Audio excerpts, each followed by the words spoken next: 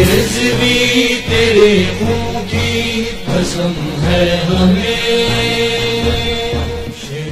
اما بعد فقد قال اللہ تبارک وتعالی فی محکم کتاب المجید وفرقان الحمید وقوله الحق وهو اصدق الصادقین. بسم اللہ الرحمن الرحیم. بأی ذنب قتلت. آغا شہید ضیاء الدین رحمۃ اللہ علیہ کے برسی کے ایام ہیں. اسی مناسبت سے چند کلمات آغا ضیاء الدین رحمۃ اللہ علیہ کی زندگی کے حوالے سے.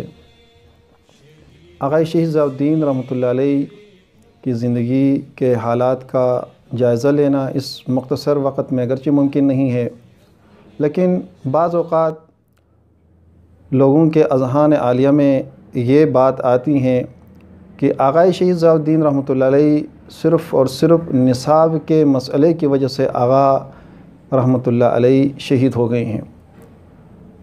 حقیقت میں ایسا نہیں ہے. 1999 میں آغا شہید ضیاء الدین رحمۃ اللہ علیہ نے لندن سے گلگت کے سرزمین میں قدم رکھا. یہ وہ زمانہ تھا کہ جس زمانے میں وہاں کے مؤمنین کو چن چن کر دشمن قتل کرتا تھا سازش کے مطابق، منصوبے کے مطابق. جس طریقے سے اس زمانے میں سرزمین پرچنار میں شیعہ علی کو قتل کرتے ہیں، اور اسی طریقے سے سرزمین کوئٹہ میں شیعہ علی کو چن چن کر قتل کیا جاتا ہے.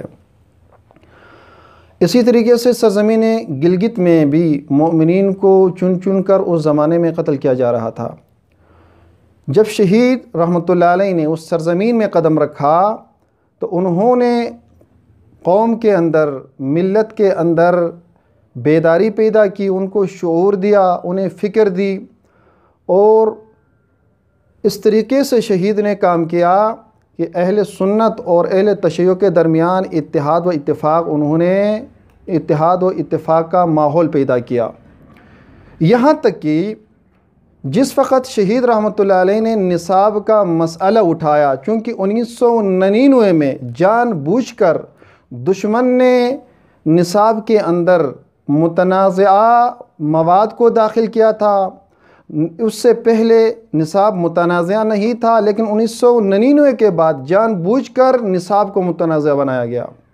تو شہید رحمۃ اللہ علیہ نے جب تحریک چلائی اس کے خلاف، تو شمال پاکستان میں چونکہ 4 مکتب فکر سے تعلق رکھنے والے مکاتب کے افراد موجود ہیں، ان سب نے اتفاق کر کے شہید ضیاء الدین رحمۃ اللہ علیہ کے اس تحریک کے ساتھ دیا، اور ان سب نے کہا کہ شہید ضیاء الدین رحمۃ اللہ علیہ نے جس تحریک کو چلایا ہے اس میں شہید رحمۃ اللہ علیہ حق بجانب ہے. کسی نے بھی اختلاف نہیں کیا. سب نے کہا کہ ہر ایک کو پاکستان کے سرزمین میں اپنے اپنے عقائد کے مطابق نصاب پڑھنے کا ہر ایک کو حق ہے، حاصل ہے.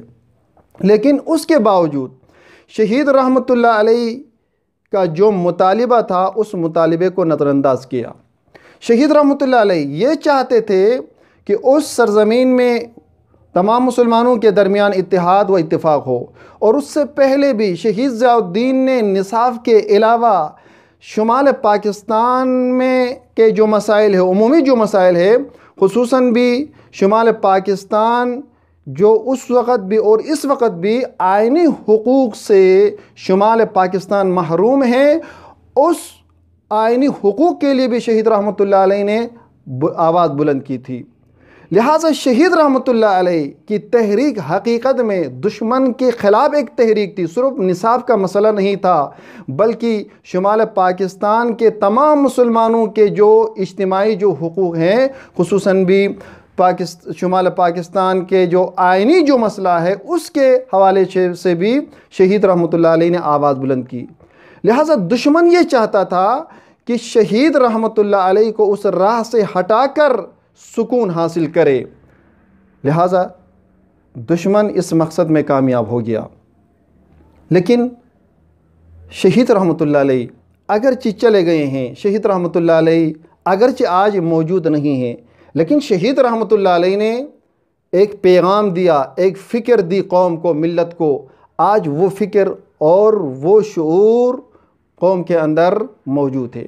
جیسا کہ شاعر نے کہا ہے، بدلا نہ تیرے بات بھی موضوع گفتگو، تو جا چکا ہے پھر بھی میرے محفلوں میں ہے۔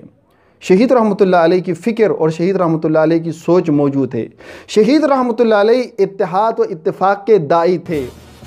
اہل سنت برادران بہت عزت و احترام کے ساتھ آقا ضیاء الدین رحمۃ اللہ علیہ سے ملتے تھے اور ان سے استفادہ کرتے تھے، اور اسی وجہ سے جو اہل سنت سے تعلق رکھنے والے مومنین مسلمان عزاداری میں باقاعدہ آ کر تبرک پیش کرتے تھے، آقا شہید ان کا شکریہ ادا کرتے تھے۔ یہاں تک کہ مسجد کے تعمیر کرنے میں بہت سے اہل سنت کے مومنین نے تعاون کیا۔ لہٰذا شہید رحمۃ اللہ علیہ اتحاد کے داعی تھے۔ شہید رحمۃ اللہ علیہ یہ چاہتے تھے کہ شمال پاکستان میں اہل سنت و اہل تشیع مل کر دشمن کے ساتھ مقابلہ کرے، لیکن بدقسمتی سے پاکستانی حکومت نے اس مسئلے کی طرف توجہ نہیں دیا۔ جس طریقے سے آج پاکستان کی سرزمین میں تکفیری جو گروہ ہے، تکفیری نظریات رکھنے والے اپنے مقاصد میں جس طریقے سے کامیاب ہوتے ہیں، لہٰذا آج بھی ہم حکومت پاکستان سے یہی مطالبہ کرتے ہیں کہ شہید رحمۃ اللہ علیہ کی جو ایک فکر تھی، ایک سوچ تھی کہ دشمن پاکستان کو، دشمن اسلام کو پاکستان کے سرزمین سے ختم کرے، ان کی نشاندہی کیا جائے تاکہ سرزمین پاکستان میں جو مسلمان زندگی گزار رہے ہیں وہ بھی سکون سے زندگی گزارے، اور اسلام کا ایک حقیقی چہرہ بھی سرزمین پاکستان میں دوسروں کے سامنے واضح اور آشکار ہو۔ کس قدر بدقسمتی ہے کہ سرزمین پاکستان میں آج نہ علماء محفوظ ہے، نہ فوجی محفوظ ہے، نہ پولیس محفوظ ہے، نہ مساجد محفوظ ہے، نہ امام بارگاہ محفوظ ہے، نہ مزدور محفوظ ہے۔ پاکستان کے سرزمین میں نہ کوئی سیاستدان محفوظ ہے۔ اس کی بنیادی وجہ یہ ہے کہ سرزمین پاکستان میں تکفیری گروہ کو سازش کے تحت ان کے لیے زمینہ فراہم کیا جاتا ہے، جس کی وجہ سے آج تکفیری افراد کی تعداد بہت زیادہ ہے۔ جب پاکستان وجود میں آیا تھا تو اس وقت ان کی تعداد 15% تھی، لیکن بدقسمتی سے آج ان کی تعداد بہت زیادہ ہے۔